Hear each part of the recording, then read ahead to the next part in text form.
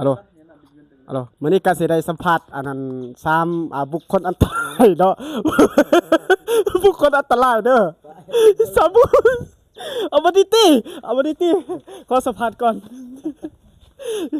อันนี้คือบุคคลอันตรายเด้อขอสัมภาษณ์เป็นจะได้ที่ได้เกิดอยู่บ้านผู้ใส่คาตี้เอ้าบ่ติเป็นจะได้ที่ได้เกิดอยู่บ้านผู้ใส่รู้สึกจะได้ ไม่รู้สึกเกิดบ้านผู้ใส่บ่โอ้ยรู้สึกดีใจเลยเกิดเป็นมนุษย์เป็นคนเนาะจังซี่เนาะเอาอันนั้นลุงได้กินเหล้ากินเบียร์คู่มือเป็นจะได้ปอดของลุงโอเคอยู่บ่ตอนรับ จักได้บ่ได้กินเดียวนี่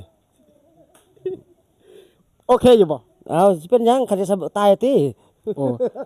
อย่าพาไปเด้ออย่าพาไปเด้อตอนนี้ก็สิสัมภาษณ์เติมเนาะ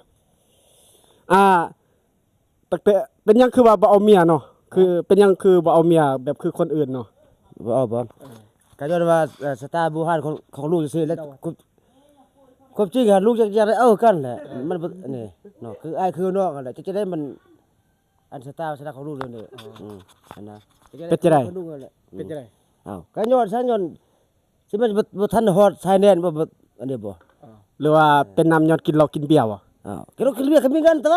สิเคยยังเนาะ บัดนี้ก็สัมภาษณ์ลูกกันแล้วเนาะบัดนี้ก็สิได้สัมภาษณ์ลูกกลีมเนาะคือบุคคลอันตราย ใช่บ่บัดนี้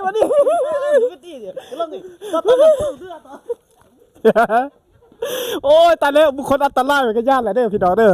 บัดนี้ก็สิได้สัมภาษณ์ท่านเทคเนาะ บัดนี้บัดนี้ก็สิขอสัมภาษณ์เด้อ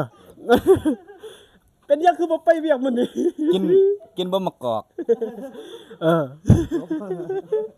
อย่าพา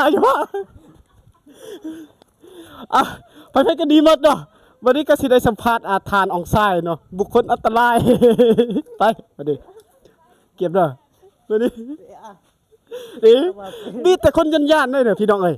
คนบ้านผู้ไส้นี่มีแต่คนยันย่านย่านกล้องที่สุดในโลกเลยพี่น้องเอ้ย วันนี้ก็สิได้สัมภาษณ์เด้อ อันนั้นรู้สึกจะได้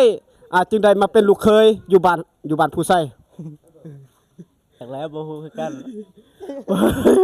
จิพาไปตายแล้วลูกเคยบ้านผู้ไส้นี่มีแต่ยานหมดพี่น้องเนาะสุดท้ายนี่ก็มื้อหน้ากันสิได้สัมภาษณ์ใหม่เด้อพี่น้องเด้อขอบใจ